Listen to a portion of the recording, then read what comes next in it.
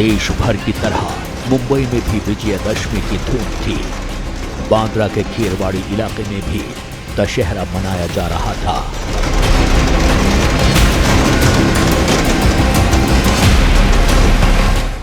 पटाखों और ढोल के शोर के बीच गोलियां चली।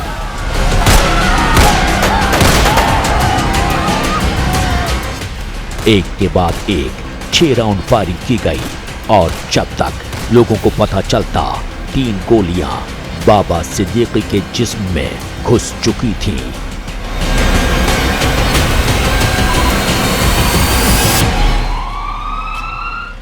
गोली लगने के फौरन बाद बाबा सिद्दीकी को लीलावती अस्पताल ले जाया गया, जहां डॉक्टर्स ने उन्हें मृत डिक्लेयर कर दिया। बाबा सिद्दीकी का पार्थिव शरीर सुपुर्द खाक हो चुका है। पुलिस कातिलों का हर सुराग तलाश रही है। कई एंगल से जांच की जा रही है। पकड़े गए आरोपियों की क्राइम कुंडली खंगालने के साथ ही हत्या लॉरेंस बिश्नोई गैंग के दावे की सच्चाई का भी पता लगाया जा रहा है।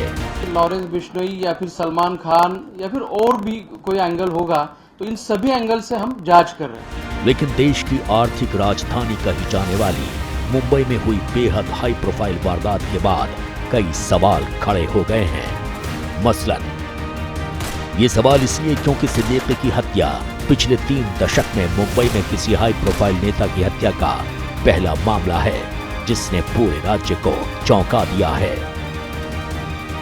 इससे पहले 90 के शुरुआती दशक में बांद्रा और खेतवाड़ी से तत्कालीन विधायक रामदास नायक और प्रेम कुमार शर्मा की भी गोली मारकर हत्या कर दी गई थी। शिवसेना विधायक रहे विठल चौहान और रमेश मोरे की भी मुंबई में 90 के दशक में गोली मारकर हत्या कर दी गई थी। 90 के दशक के बाद बाबा सिद्दीकी का कत्ल मुंबई में किसी हाई प्रोफाइल नेता की हत्या है। वारदात को ठीक उसी अंदाज में अंजाम दिया गया है जिनसे एक दौर में माया नगरी का वीवीआईपी तबका सहमा रहता था। 70 के दशक का दौर था जब मुंबई में यूं तो कई छोटे बड़े गुंडे थे जो जराइम के दलदल में धंसे थे, लेकिन इन सब के बीच एक शख्स था जिसके नाम से बड़े बड़े माफिया कांपते थे। वो शख्स जिसने कभी बंदूक नहीं उठाई, कभी गोली नहीं चलाई, कभी कत्ल नहीं किया और मुंबई का सबसे बड़ा डॉन बन गया।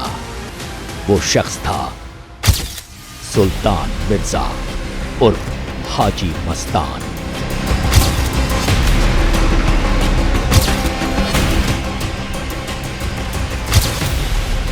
ये वो दौर था जब बंबई का पोर्ट खूब फल फूल रहा था। विदेश से ढेर सारा सामान आता जाता।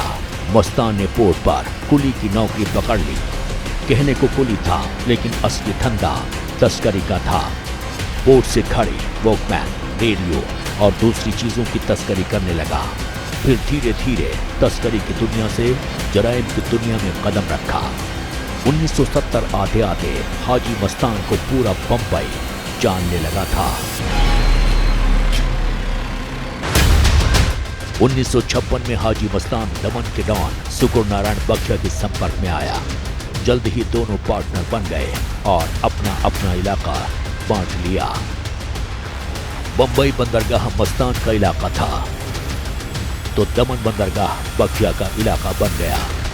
दुबई से लाया गया तस्करी का सामान दमन में उतरता था, जबकि अदन से लाया गया सामान बंबई में उतारा जाता था।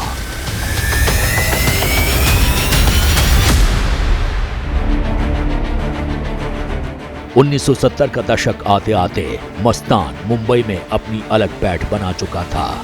समंदर में उसका राज चलने लगा। वो जैसा बनना चाहता था उससे ज्यादा ही बन गया था। उसने पैसे के साथ साथ ताकत भी कमाई थी। लेकिन फिर आया 1975 का साल। जेल से छूटने के बाद हाजी मस्तान ने राजनीति में कदम रखा। दलित मुस्लिम सुरक्षा महासंघ नाम की पार्टी बनाई। 1990 में इसका नाम बदलकर भारतीय अल्पसंख्यक महासंघ कर दिया गया। पार्टी ने बंबई, कलकत्ता और मद्रास में निकाय चुनाव लड़े, लेकिन कामयाबी नहीं मिली।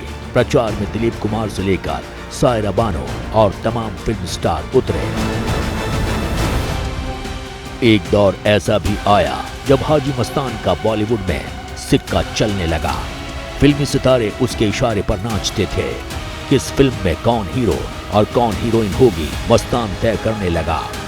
सफेद मर्सिडीज, सफेद सूट, कलाई में विदेशी घड़ी और हाथ में सिगरेट थामे हाजी मस्तान बॉलीवुड की हर पार्टी में नजर आने लगा। हाजी मस्तान अपने दौर में मुंबई अंडरवर्ल्ड का सबसे ताकतवर डॉन था। वो जिंदगी भर मुंबई में लोगों की मदद भी करता रहा। 1994 में हाजी मस्तान की हार्ट अटैक से मौत हो गई, लेकिन अब हाजी का चेला मुंबई अंडरवर्ल्ड पर राज करने लगा था। नाम था Dawood Ibrahim. For exclusive and insightful videos, subscribe to our new channel ABP Live Premium.